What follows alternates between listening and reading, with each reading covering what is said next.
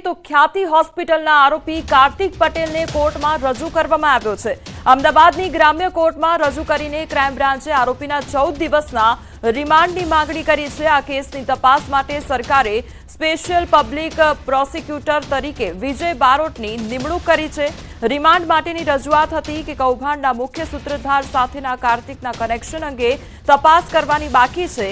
સાથે હોસ્પિટલના નુકસાન અંગે ખોટા ઓડિટ રિપોર્ટ તૈયાર કરવામાં આવી હતી, તેની પણ તપાસ કરવાની છે। મેડિકલ કેમ્પની પરવાનગી કોણ આપતું તે બાબતની તપાસ કરવાની છે। તો ઓપરેશનની પરવાનગી તાત્કાલિક કઈ રીતે મળતી હતી તે અંગે પણ તપાસ ખૂબ જરૂરી છે। સાથે કાર્તિક પટેલ દ્વારા કોની મદદથી આ કૌભાંડ આચર્યું તેની તપાસ જરૂરી છે। હેલ્થ વિભાગનું કોણ સંકળાયેલું હતું તે અંગે પણ તપાસ માટે આરોપીની હાજરી જરૂરી છે અને તેવી રજૂઆત કરવામાં આવી હતી। આરોપી કાર્તિકને અમદાવાદની કોર્ટમાં રજૂ કરવામાં આવ્યો છે અને ક્રાઇમ બ્રાન્ચ દ્વારા 14 દિવસના રિમાન્ડની માંગણી કરવામાં આવી છે, કારણ કે સવાલો ઘણા બધા છે। આ આખા કૌભાંડમાં કોણ તેની સાથે જોડાયેલું હતું તેને લઈને પણ અનેક સવાલો ઉદ્ભવી રહ્યા છે અને એટલા માટે તેની પૂછપરછ કરવી પણ એટલી જ જરૂરી છે। આ માટે ક્રાઇમ બ્રાન્ચ દ્વારા 14 દિવસના રિમાન્ડની માંગણી કરવામાં આવી છે। કેમ અને કેવી રીતે આખું ઓડિટ ચાલતું હતું, આ સાથે મેડિકલ કેમ્પની મંજૂરી કોના દ્વારા આપવામાં આવતી હતી, તાત્કાલિક ઓપરેશનની મંજૂરી કેવી રીતે મળી જતી હતી, આ સાથે કોણ આખા કૌભાંડમાં સંડોવાયેલું હતું તેને લઈને અનેક સવાલો ઉદ્ભવી રહ્યા છે અને એટલા માટે જ એ તમામ સવાલોના જવાબ મેળવવા પણ એટલા જ જરૂરી છે, કારણ કે કેટલાય લોકોએ પોતાનો જીવ ગુમાવ્યો છે। કેટલાય એવા દર્દી કે જેના ખોટા ઓપરેશન કરી દેવામાં આવ્યા અને એ દર્દીઓએ રજળપાટ કરવો પડ્યો હતો અને તેના કારણે જ આખા કૌભાંડને લઈને તપાસનો ધમધમાટ ચાલ્યો હતો। અમારી સાથે હાલ સંવાદદાતા મૌલિક જોડાઈ ગયા છે। મૌલિક, હવે કાર્તિકને કોર્ટમાં રજૂ કરવામાં આવ્યો છે, શું અપડેટ તેને લઈને? કોમલ, જે રીતે વિગતો પ્રાપ્ત થઈ રહી છે કે છેલ્લા 65 દિવસથી ખ્યાતિ હોસ્પિટલના ચેરમેન એવા કાર્તિક પટેલ સૌપ્રથમ ઓસ્ટ્રેલિયા હતા અને ઓસ્ટ્રેલિયાથી દુબઈ ભાગી અને તેઓની વિરુદ્ધ જ્યારે લુકઆઉટ નોટિસ જારી કરવામાં આવી ત્યારે ગઈકાલે અમદાવાદ એરપોર્ટ પરથી તેમની ધરપકડ કરવામાં આવી હતી। ત્યારબાદ તેમની વધુ પૂછપરછ કરવી જરૂરી હતી અને તે જ બાબતે લઈ આજે જે તેમને રિમાન્ડ માટે અમદાવાદ ગ્રામ્ય કોર્ટમાં રજૂ કરવામાં આવે છે। મહત્તમ દિવસના એટલે કે 14 દિવસના રિમાન્ડની માંગણી જે છે તે કરવામાં આવી છે કોર્ટ સમક્ષ। ખાસ ખ્યાતિ કેસમાં સરકાર તરફે જે રજૂઆત કરવા માટે સ્પેશિયલ પબ્લિક પ્રોસિક્યુટર જે છે વિજય બારોટ તેમની નિમણૂક કરવામાં આવી છે અને તેમના દ્વારા અલગ અલગ જે મુદ્દાઓ જે છે તેની રજૂઆત કરવામાં આવી છે। સૌપ્રથમ મુદ્દો એ હતો કે જે રીતે હોસ્પિટલ નુકસાનમાં હતી અને તેના ખોટા ઓડિટ રિપોર્ટ તૈયાર કરવામાં આવે છે, તો તેમાં આરોપી તરીકે જે ચેરમેન જે છે તેમની હાજરી જરૂરી છે, તો તેમની પૂછપરછ કરવા માટે તેમના રિમાન્ડની માંગણી કરવામાં આવી છે। બીજા અન્ય જે મુદ્દાઓ છે તેમાં જે રીતે કેમ્પનું આયોજન કરવામાં આવતું હતું તેની પરવાનગી કોણ આપતું હતું, પીએમ જે યોજનાનો લાભ મેળવવા માટે કેવી રીતે આયોજન થતું હતું, મિનિટ ટુ મિનિટ બુક જે છે તેમાં તેમને શું રોલ હતો, તેમની સહી વગર કોઈ પણ કેમ્પ જે છે તે આયોજન નહોતા થતા, ખોટા ઓડિટ રિપોર્ટ તૈયાર કરવામાં આવ્યા હતા, તો તે બાબતે પણ તેમને સાથે રાખી અને પૂછપરછ કરવી જરૂરી છે। અને પીએમ જય યોજના હેઠળ તેમને અલગ અલગ જે લોકો પીએમ જયના બોગસ કાર્ડ જે છે તેના પણ લાભ મેળવેલા છે, તો તેમાં હેલ્થ વિભાગના અન્ય કોઈ વ્યક્તિઓની સંડોવણી છે કે કેમ, આ તમામ બાબતે આરોપીને સાથે રાખી પૂછપરછ કરવી જરૂરી છે। એટલે આના સિવાય અત્યાર સુધીમાં બીજા 9 આરોપીઓ જે છે તે ખ્યાતિ હોસ્પિટલ કાંડમાં પકડાઈ ચૂક્યા છે, જ્યારે મહત્વનો રોલ બજાવતા અને ચેરમેન કહી શકાય તેવાની ધરપકડ થઈ છે ત્યારે તેમની પૂછપરછથી અન્ય નવા ખુલાસાઓ થઈ શકે છે, તે માટે 14 દિવસના રિમાન્ડની માંગણી કરવામાં આવી છે। જ્યારે બચાવ પક્ષ જે છે તે બચાવ પક્ષ પણ પોતાના અલગ અલગ મુદ્દાઓ જે છે તે રજૂ કરશે। હવે જોવાનું એ રહ્યું કે જ્યારે કોર્ટનો હુકમ જે આવે છે ત્યારે કેટલા દિવસના રિમાન્ડ મંજૂર થાય છે તે બાબત ઉપર સૌ કોઈની નજર બની રહેલી છે। જી મૌલિક, સમગ્ર માહિતી બદલ આપનો આભાર।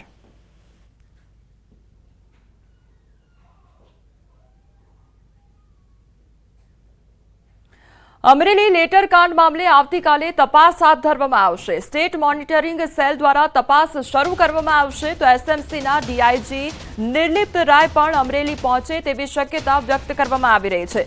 પાયલ ગોટીએ પોલીસ પર લગાવેલા ગંભીર આક્ષેપોને લઈ એસએમસી તપાસ કરશે। લેટર કાંડ મામલે અલગ અલગ દિશામાં તપાસ હાથ ધરવામાં આવશે, તો અમરેલી લેટર કાંડ મામલે હવે એસએમસી દ્વારા તપાસ હાથ ધરવામાં આવશે, તો એસએમસીના ડીઆઈજી હવે તમામ તપાસ કરશે, ત્યારે નિર્લિપ્ત રાય પણ અમરેલી પહોંચે તેવી શક્યતા સેવાઈ રહી છે। પાયલ ગોટી દ્વારા પોલીસ પર લગાવેલા ગંભીર આક્ષેપોને લઈ એસએમસી દ્વારા હવે તપાસ કરવામાં આવશે। લેટર કાંડ મામલે અલગ અલગ દિશામાં તપાસ હાથ ધરવામાં આવશે। તો જે આક્ષેપો પાયલ દ્વારા કરવામાં આવ્યા હતા તેને લઈને પણ તપાસ કરવામાં આવશે। જે પોલીસ પ્રશાસન પર પાયલ દ્વારા આક્ષેપ કરવામાં આવ્યા હતા તેની જે ધરપકડ કરવામાં આવી હતી ત્યારબાદ તેને માર મારવામાં આવ્યો હતો તે પ્રકારના આક્ષેપ પણ પાયલ દ્વારા કરવામાં આવ્યા હતા અને તેને લઈને જ હવે તપાસ વધુ તેજ કરવામાં આવી છે। એસએમસીની ટીમ દ્વારા આ સમગ્ર તપાસ હાથ ધરવામાં આવશે। ગીર સોમનાથમાં ફરી એકવાર દીપડાનો આતંક સામે આવ્યો છે। ગીર ગઢડાના કોદિયા ગામે દીપડાએ 2 લોકો પર હુમલો કર્યો। મોડી રાત્રે વાડી વિસ્તારમાં 2 અલગ અલગ જગ્યાએ દીપડાએ હુમલો કર્યો હતો। દીપડાના હુમલામાં 44 વર્ષીય એક વ્યક્તિનું મોત નીપજ્યું છે જ્યારે અન્ય એક વ્યક્તિ હોસ્પિટલમાં સારવાર હેઠળ છે। દીપડાએ ઘરમાં ઘૂસી હુમલો કર્યો હતો। મૃતદેહને પીએમ અર્થે સરકારી હોસ્પિટલમાં ખસેડવામાં આવ્યો છે। વન વિભાગે આદમખોર દીપડાને પકડવા કવાયત હાથ ધરી છે। ગીર સોમનાથ જિલ્લામાં છેલ્લા 5 થી 7 દિવસમાં દીપડાના હુમલાથી 2 લોકોના મોત નીપજ્યા છે। અમારી સાથે હાલ સંવાદદાતા દિનેશ જોડાઈ ગયા છે। દિનેશ, ગીર ગઢડામાં દીપડાનો આતંક જોવા મળી રહ્યો છે, શું અપડેટ? ત્યાંના લોકોમાં કેટલો ડરનો માહોલ? જી બિલકુલ, ખાસ કરીને આમ તો સમગ્ર ગીર સોમનાથ જિલ્લાના અલગ અલગ ગામોમાં 5 થી 6 જેટલી ઘટના બની છે કે જેમાં દીપડાઓ દ્વારા હુમલા કરવામાં આવ્યા છે અને 2 જેટલા લોકો છે તેમના મોત પર નીપજ્યા છે અને 4 જેટલા વ્યક્તિઓ છે તેમને ઈજાગ્રસ્ત કરવામાં આવ્યા છે। જોકે આજે ફરી એક વખત ગીર ગઢડાના કોદિયા ગામે મોડી રાત્રે 2 લોકો ઉપર દીપડાએ હુમલો કર્યો છે અને જેમાં એક વ્યક્તિનું મોત થયું છે અને જેમના કારણે હાલ કહી શકાય કે ગીર કાંઠાના જંગલના જે ગામો છે ત્યાં આગળના જે લોકો છે તે ભયભીત જોવા મળી રહ્યા છે। જોકે વન વિભાગ છે તે દીપડાઓને પાંજરે પૂરવા માટે મથામણ કરી રહ્યું છે, પરંતુ દીપડાઓ છે તે ક્યાંક ને ક્યાંક હાથમાં નથી આવી રહ્યા। જી દિનેશ, સમગ્ર માહિતી બદલ આપનો આભાર। આ તરફ અમરેલીના જાફરાબાદમાં સિંહોના વિડીયો વાયરલ થયા છે અને ટીંબી ગામમાં 4 સિંહ ઘૂસી આવ્યા તો રાત્રિના અંધકારમાં 4 સિંહે ગાય અને વાછરડાનું મારણ કર્યું હતું અને બાદમાં શિકારની મેજબાની માણી હતી। તેમજ મોલી રોડ પ્લોટ વિસ્તારમાં સિંહોએ ગાય અને વાછરડાનું મારણ કરી મેજબાની માણી તો ગામમાં એક સાથે 4 સિંહ ઘૂસી આવ્યાની વાત વાયુવેગે પ્રસરતા ગામમાં ફફડાટ ફેલાઈ ગયો હતો। રાત્રિના સમયે વન વિભાગ પેટ્રોલિંગ વધારે તેવી ગામ લોકો દ્વારા માંગ કરવામાં આવી છે। તો મહીસાગરમાં હડકાયા શ્વાનનો આતંક જોવા મળી રહ્યો છે। ખાનપુર તાલુકાના ગામોમાં ડાઘિયાએ બચકા ભર્યા હોવાની ઘટના સામે આવી છે। એક જ દિવસમાં 6 લોકો અને 2 પશુને બચકા ભર્યા હતા। બાળકો મહિલાઓને હડકાયા શ્વાને બચકા ભર્યા। ઘોઘાવાડ તેમજ ઝેર અને સિમલનાળા વાવકુવા ગામમાં કહેર વર્તાયો છે। સ્કૂલે જતા બાળકો મહિલાઓ ભોગ બની છે અને ભોગ બનનારાઓની હાલત કફોડી છે। તેમજ સારવાર કરવા જતા સરકારી હોસ્પિટલમાં શ્વાનની રસી પણ મળી ન હતી। સારવાર માટે ગોધરા સિવિલ માટે ખસેડવામાં આવ્યા છે।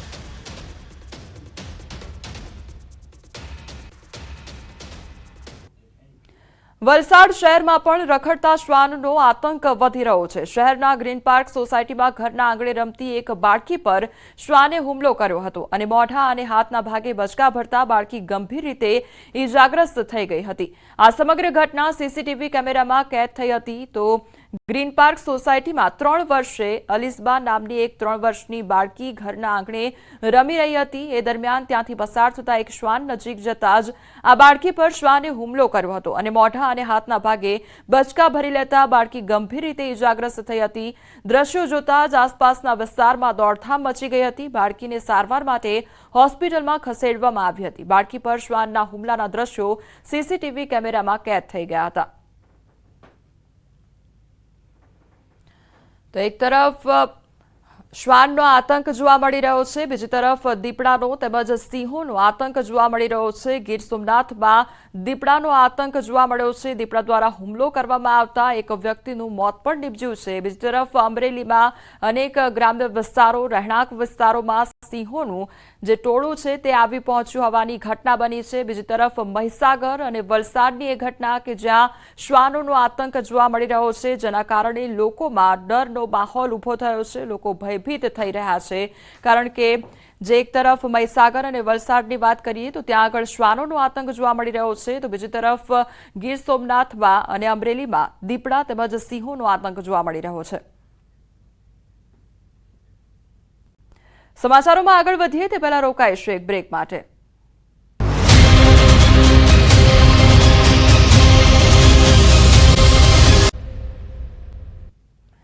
બ્રેક બાદ આપનું સ્વાગત છે। સમાચારમાં આગળ વધીએ તો પ્રયાગરાજમાં ચાલી રહેલા મહાકુંભમાં અમૃત સ્નાન કરવા લાખો શ્રદ્ધાળુઓ પહોંચી રહ્યા છે, ત્યારે એરલાઇન્સ પણ મહાકુંભનો લાભ લઈ મુસાફરો પાસેથી ઉઘાડી લૂંટ ચલાવી રહ્યા છે।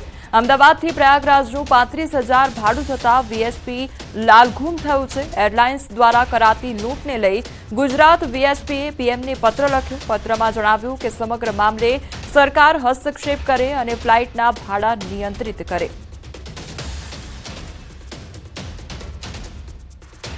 દ્વારકા અને બેટ દ્વારકા ઓખામાં 8 દિવસ ચાલેલા મેગા ડિમોલેશન પૂર્ણ થયું છે અને તંત્રે ધાર્મિક સ્થળો સહિતના અનેક ગેરકાયદેસર દબાણો તોડી પાડવામાં આવ્યા છે। 8 દિવસ ચાલેલા મેગા ડિમોલેશનમાં કુલ 525 બાંધકામો તોડી પાડવામાં આવ્યા છે, જેમાં ₹73.50 કરોડની કિંમતની 1,27,917 સ્ક્વેર મીટર સરકારી જમીન ખુલ્લી કરવામાં આવી છે।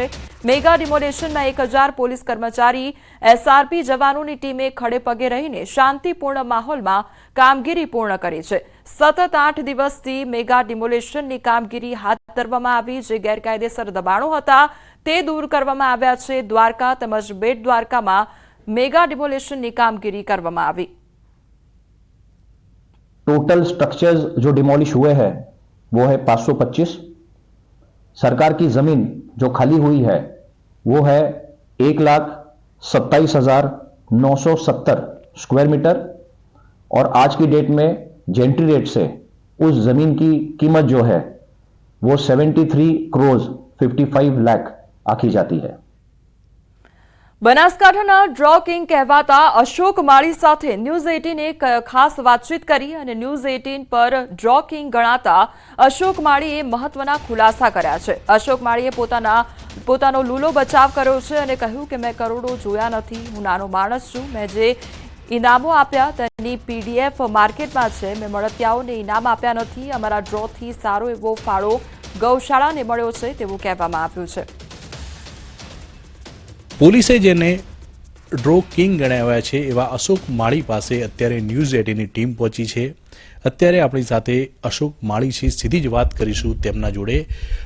બીજેડ કરતાં પણ મોટું કૌભાંડ તમે કર્યું હોવાના આક્ષેપો લાગ્યા છે, શું છે સત્ય? કિશોરભાઈ, આક્ષેપો તો જેમને કરવા એ કરે, આમાં મેં કોઈ બીજેડ કરતો એ તો ખૂબ મોટી વાત છે, પણ કરોડે જોયા નહીં કઈ રીતના હોય એ ખબર નથી મને, અને હું એક નાનો માણસ છું। કોઈ કરોડોની વાતો કરે એ બધી ખોટી વાત છે। આ વાત તદ્દન હું વળગોડું છું કે એ ખોટી વાત છે। 25 કરતાં પણ વધુ તમે ડ્રો કર્યા છે અને કરોડો રૂપિયા તમારી ટીમ કમાઈ છે એવા પણ આક્ષેપો છે। મેં ડ્રો 25 કોઈ કર્યા જ નથી। પહેલ પ્રથમમાં તો અમારા 3 જ ડ્રો થયા છે અને ટીમ તો જો મજૂરી કરી હોય, રાત દિવસ દોડ્યા હોય તો 2 રૂપિયા એમની મજૂરી કમાણા હોય, કોઈ કરોડોની વાત છે એ બધી ખોટી છે। જે તમે ડ્રો કર્યા છે અત્યાર સુધી 3 ડ્રો, એ 3 ડ્રોમાં એવા પણ આક્ષેપો થયા છે કે જે લોકોને ઇનામ લાગવાના હોય એ લોકોને લાગ્યા નથી, તમારા જે મળતિયા હોય, તમારા નજીકના હોય તેમને જ ઇનામો લાગ્યા છે।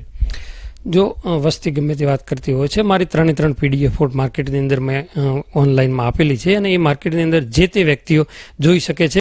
અમારા કોઈ મળતિયાઓને, કોઈ પરિવારમાં કે કોઈ કાકા માસીના છોકરાને કોઈ ઇનામ આપ્યા જ નથી। રામાપીર અને દ્વારિકાધીશવાળાની દયાથી જેને કિસ્મત હતા એમને જ મળ્યા છે। તમે અત્યાર સુધી 3 ડ્રો કર્યા, 3 ગૌશાળા હતી, કેટલા પૈસા ગૌશાળામાં ગયા અને કેટલા તમારા ટીમને મળ્યા? હવે જો 2 રૂપિયા મજૂરી માણસે કરી, માણસોને પણ મળ્યા છે અને ગૌશાળાની અંદર પણ સારો એવો ફાળો મળ્યો છે અને બીજી ગૌશાળામાં પણ અમે 4 નોકીને એમને પણ ગૌ સેવા તરીકે સેવા આપી છે। કેટલા રૂપિયાની આ ટિકિટો હોય છે અને કેટલા રૂપિયા એક ટિકિટ પાછળ એજન્ટોને પણ મળતા હોય છે?